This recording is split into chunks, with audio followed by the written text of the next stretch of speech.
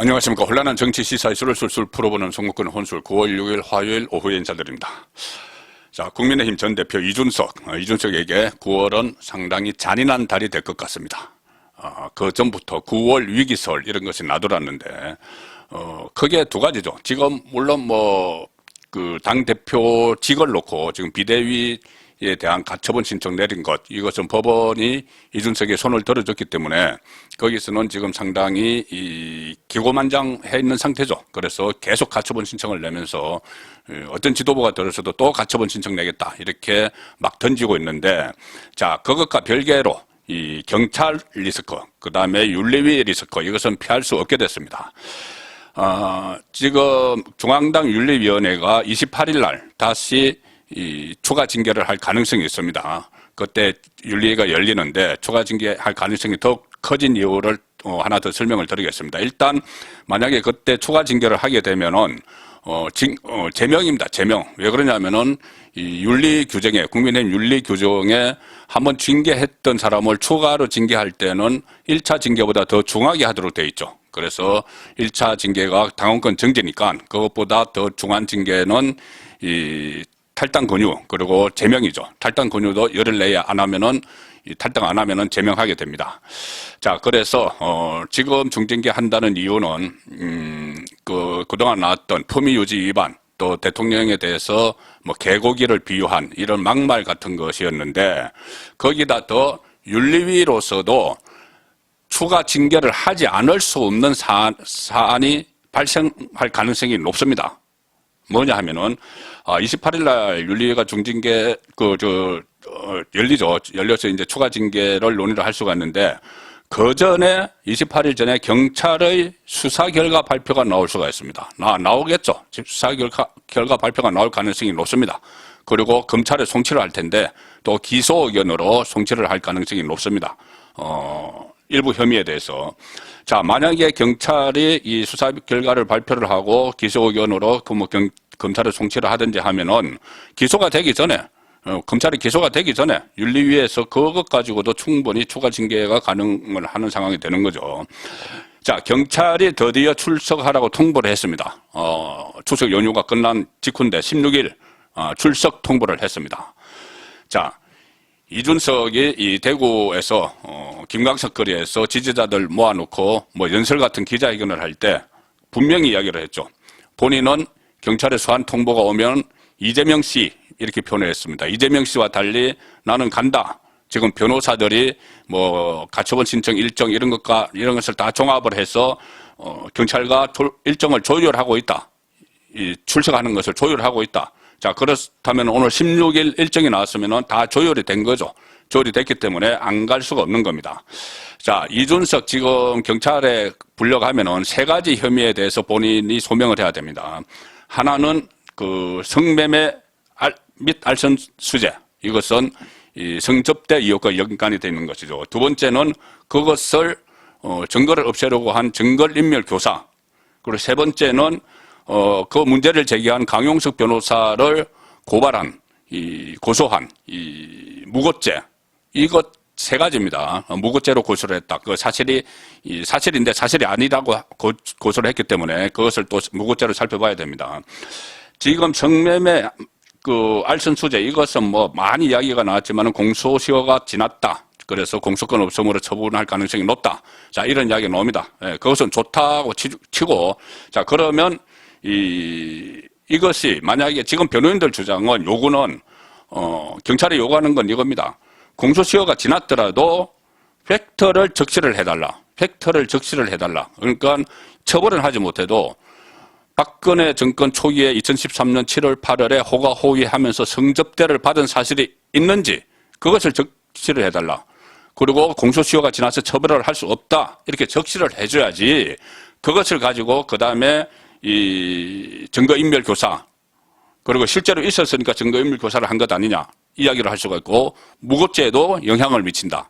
자, 그러니 팩트를 적시를 해달라고 요구를 하고 있습니다. 만약에 경찰이 팩트를 적시를 하면은 이 도덕적으로 타락했던 박근혜 정권 초기에 그것이 다 드러나서 윤리위 징계에 절대적인 제명 쪽으로 영향을 미치게 되는 것이고, 만약에 경찰이 적시를 하지 않더라도 증거인멸고사, 왜 팩터가 아닌데, 성접대가 없었는데, 7억 원이나 투자각서를 줘줬느냐.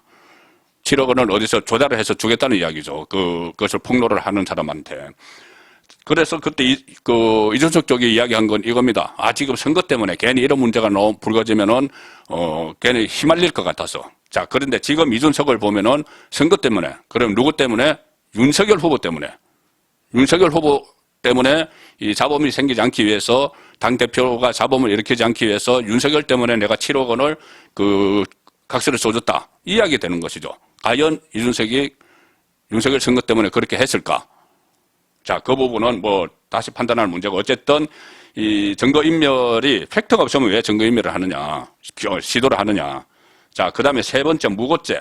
무고죄는 이 무고가 되는지 안 되는지 그것은 팩트 확인을 전제로 한다는 것이 이 서종욱 변호사의 설명이죠. 서종욱 변호사도 이런 사건을 다뤄봤는데, 무고 같으면은 그러면은 과연 이것이 뭘 무고를 했느냐. 그러면 성접대가 없었다는 걸 성접대가 있었다고 이준석에게 문제를 제기했으니, 그러면 성접대가 있었는지 없었는지를 봐야지 무고인지 아닌지를 알 수 있다.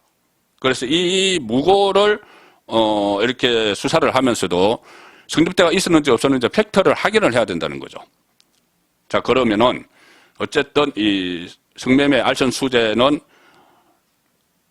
팩트가 드러나든 안 드러나든 공소시효 지났다 하더라도 증거인멸, 무고, 공소시효가 충분히 남아있는 여기서도 팩트는 확인이 돼야 된다. 그리고 팩트가 확인이 되면은 사법적으로도 처벌을 받는다. 공소시효 하나는 비켜갔지만은. 그리고 이러나 저러나 어쨌든 이 성접대를 받았다는 사실이 이 수사기관에서 확인이 되면은 이준석으로서는 치명적이죠.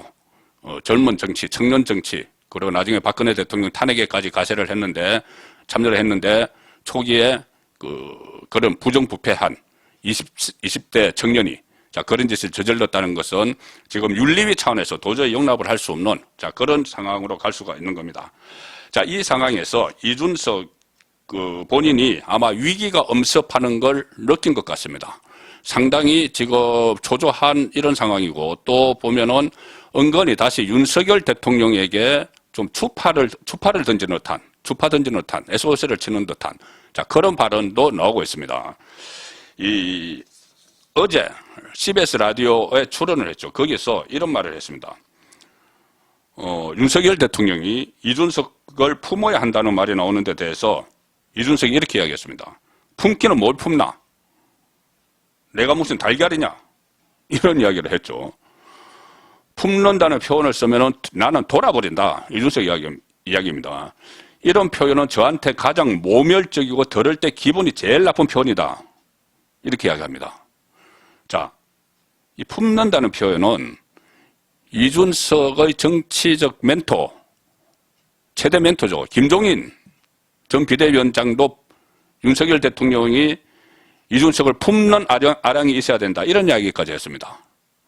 그런데 그러면은 지금 이준석은 자기 할아버지 뻘인 김종인 멘토에게 저한테 가장 모멸적이고 들을 때 기분이 제일 나쁜 표현을 나한테 썼다. 이렇게 되는 거죠. 돌아버리겠다.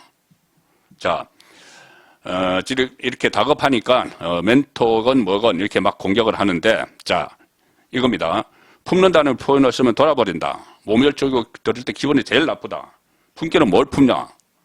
제가 무슨 달걀이냐? 여기까지 딱 들으면은 윤석열 대통령과 대결합은 있을 수 없다. 이런 의미로 들리죠. 뭘 품어, 품기는. 품으란 그런 말 하지 마. 그런데 그 다음에 이어지는 말에 반전이 들어가 있습니다. 이준석의 말에 반전이 들어가 있습니다. 뭐라고 했냐 하면은, 사자성어로 결자 해지 아닌가. 묶은 사람이 풀어야 한다. 결국 윤석열 대통령이 풀어줘야 한다는 이야기죠. 자, 더 구체적으로 이야기합니다. 그 다음에 대통령이 이것보다 결자 해지, 그래서 결자 해지의 구체적 방법을 묻습니다. 진행자가. 그럼 어떻게 해야 되느냐 이렇게 이야기하니까 이준석이 이렇게 이야기합니다.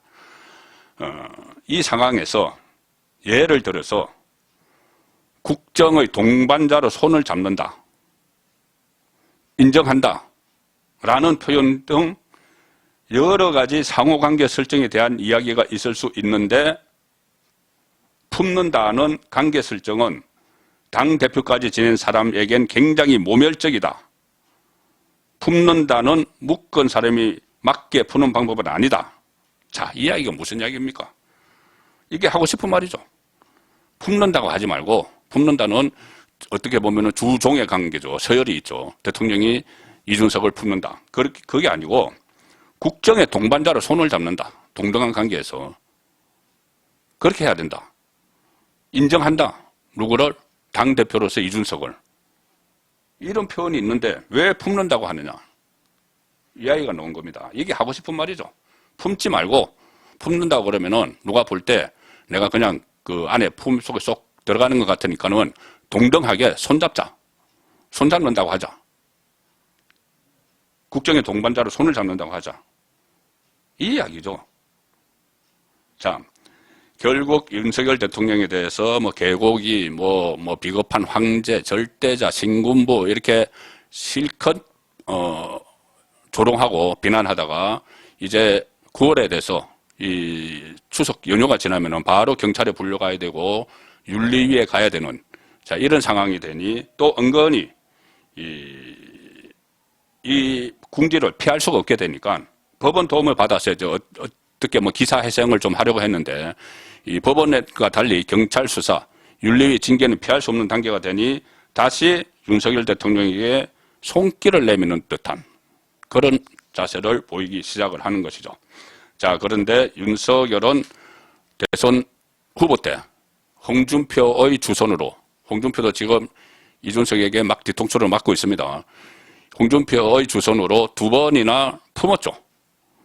품었는데 그때도 이준석은 뭐 품는 자세를 안겨는 자세를 보인 게 아니라 같이 빨간 서쳐 입고 뭐 부산에 가서 같이 선거 운동하면서 동급인 것처럼 행세를 했습니다.